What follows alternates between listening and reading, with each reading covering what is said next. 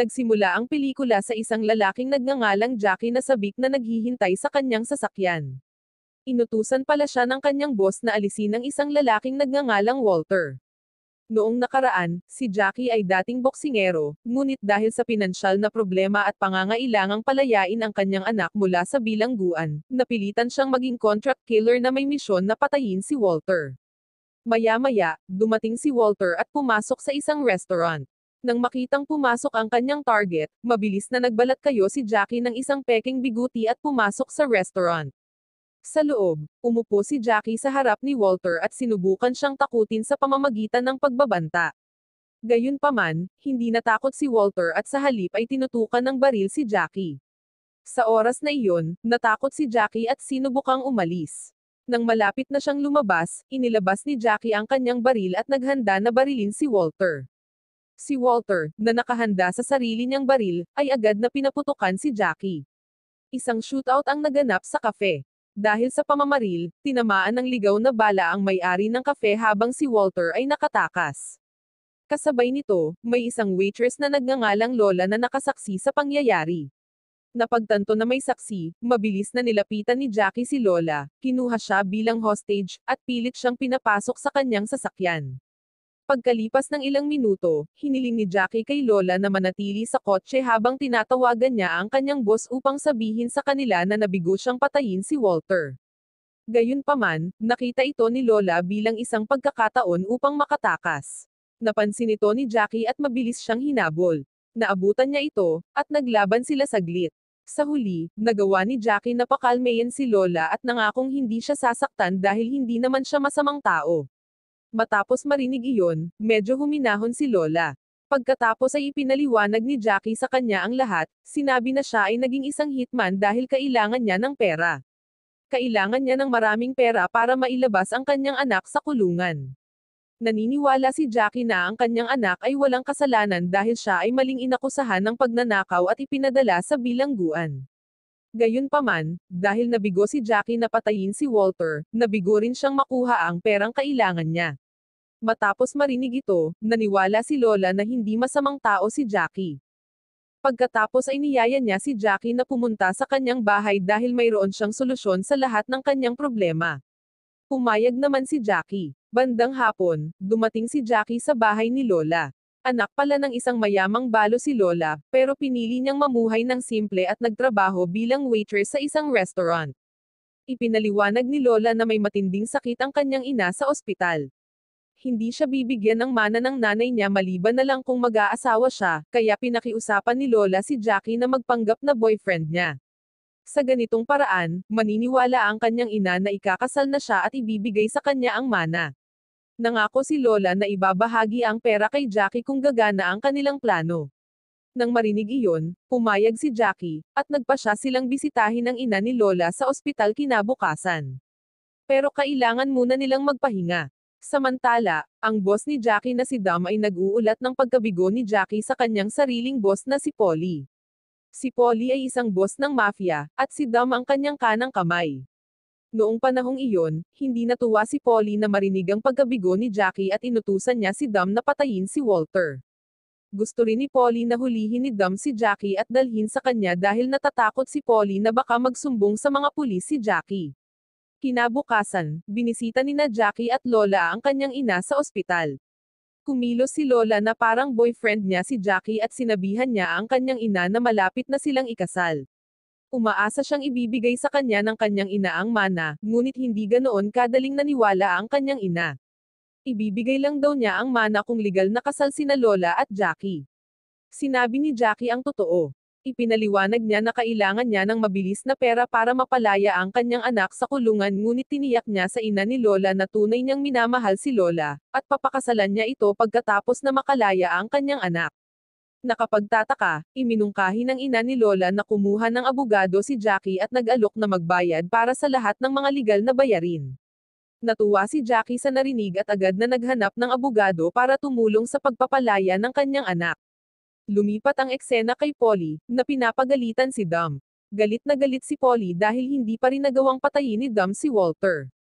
Nabigo, nagpasya si Polly na siya na ang papatay kay Walter at inutusan si Dom na hulihin si Jackie. Nang gabing iyon, si Jackie at Lola ay tumutuloy sa isang motel. Malalim ang iniisip ni Lola tungkol sa kanyang ina at sa sinabi ni Jackie kanina tungkol sa pagpapakasal sa kanya. Hindi siya sigurado kung talagang mahal siya ni Jackie at papakasalan siya dahil ngayon lang sila nagkakilala. Kinabukasan, binisita ni Polly si Walter sa kanyang ranzo. Napag-alaman na inutusan ni Polly sina Dam at Jackie na patayin si Walter dahil may utang si Walter kay Polly at patuloy niyang iniiwasan na bayaran ito. Hanggang ngayon, sinabihan na ni Walter si Polly na umalis dahil wala pa rin siyang pera. Nakontrol ni Polly ang kanyang galit at umalis, nagpaplanong harapin si Walter sa kanyang sariling paraan. Sa kabilang banda, ipinakita si Jackie na nagbibilad sa araw sa harap ng motel. Pagkaraan ng ilang sandali, bumalik siya sa kanyang silid upang tawagan ang abogado na kanyang natagpuan. Habang nasa telepono, nakarinig siya ng katok sa pinto. Pagbukas niya, may biglang sumulpat na lalaki at pinaghahampas siya. Si Dam pala ang lalaki. Pagkatapos ay sumiklab ang away sa pagitan nila. Si Jackie, na dating boksingero ay sinuntok si Dam sa mukha at nawalan ito ng malay. Mabilis na kinuha ni Jackie si Lola, at nagtungo sila sa opisina ng abogado. Makalipas ang ilang minuto, nakilala ni Jackie ang abogado. Nangako siyang babayaran ang anumang hilingin ng abogado basta't mapalaya niya ang kanyang anak.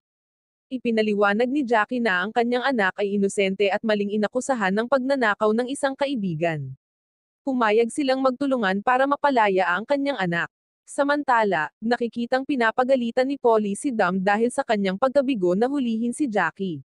Sa pagkakataong ito, inutusan ni Polly si Dam na patayin si Jackie kahit ano pa ang mangyari.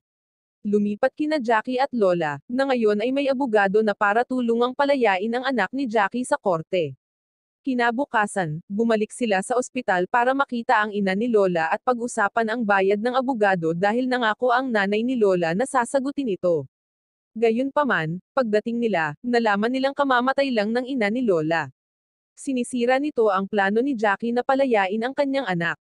Bukod pa riyan, hindi nag-iwan ng testamento ang nanay ni Lola, kaya matatagalan pa ang pag-aayos sa kanyang mana, kahit nag-iisang anak na babae si Lola. Hindi sigurado sa susunod na gagawin, nagtalo sina Lola at Jackie sa kotse. Sa mga oras na iyon, sobrang nalilito si Jackie kung paano babayaran ang abogado. Sa huli, nagpasya siyang pakawalin ang abogado kahit bukas na gaganapin ang paglilitis. Kinabukasan, mag-isang pumunta si Jackie sa paglilitis ng kanyang anak. Nagpasya siyang magpanggap bilang abogado para tulungan ang kanyang anak. Sa panahon ng paglilitis, nakipagtalo si Jackie sa hukom, sinusubukang ipagtanggol ang kanyang anak na sinasabi niyang inosente at maling inakusahan ng pagnanakaw ng kanyang mga kaibigan. Walang kaalam-alam si Jackie na nasa trial din si Lola para manood. Totoong na-in-love si Lola kay Jackie kahit pagpapanggap lang ang simula ng kanilang relasyon. Hindi nagtagal, tinanong ng hukom kung nasaan ang ina ng anak ni Jackie. Nang marinig ito, mabilis na humakbang si Lola at sinabing siya ang kanyang ina. Pinatotohanan ni Lola na inosente ang anak ni Jackie, kaya matagumpay na nakumbinsi ang hukom. Dahil dito, idineklarang inosente ang anak ni Jackie at nakatakda ng palayain. Sa sobrang saya, iniuwi ni na Lola at Jackie ang kanilang anak sakay ng kotse. Malinaw na talagang mahal ni Jackie si Lola, at nagpasya silang mamuhay ng magkasama at magsimula ng bago. Samantala, sinalakay ni Polly at ng kanyang mga tauhan ang farm ni Walter. Galit na galit si Polly dahil hindi pa nababayaran ni Walter ang kanyang utang, kaya nagpasya siyang kunin ang farm ni Walter. Pagkatapos ng mahabang labanan sa pagitan ng dalawang panig, ay naiwan na lamang sina Polly at Walter. Makalipas ang ilang minuto, dumating ang mga pulis matapos marinig ang kaguluhan sa farm. Gumagaan na ang pakiramdam ni Walter, sa pag-aakalang ililigtas siya ng mga pulis. Napagtanto ni Polly na hindi niya kayang labanan ang mga pulis at sumuko. Habang siya ay nakaupo na naghihintay na arestuhin, lumitaw si Walter sa isang bintana na may hawak na baril, at ang pulis, sa pag-aakalang si Walter ay isang banta, binaril siya. Namatay si Walter, at inaresto si Polly, isinuko niya ang kanyang sarili sa mga pulis. Lumipat ang eksena kina Lola, Jackie, at sa kanyang anak na nasa biyahe. Biglang binanggi ni Dam ang sasakyan nila mula sa likuran, dahil kailangan ni Dam na hulihin si Jackie.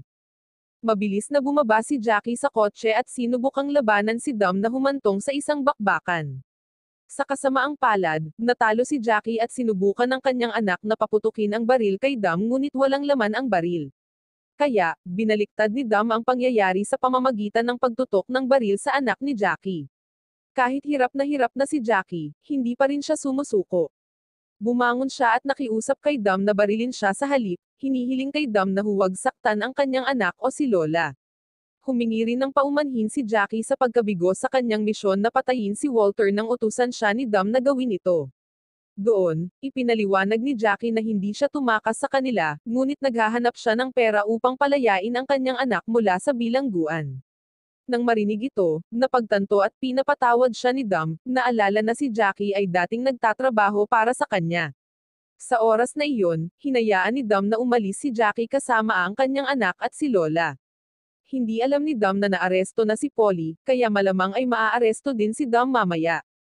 Ang moral lesson mula sa pelikulang ito ay hindi natin kailangan gumawa ng masamang gawain upang malutas ang ating mga problema, at palaging siguraduhin na ang iyong baril ay may laman na bala bago subukang maging isang bayani. Wow naman! Doon nagtatapos ang pelikula mga idolo, salamat sa inyong panonood.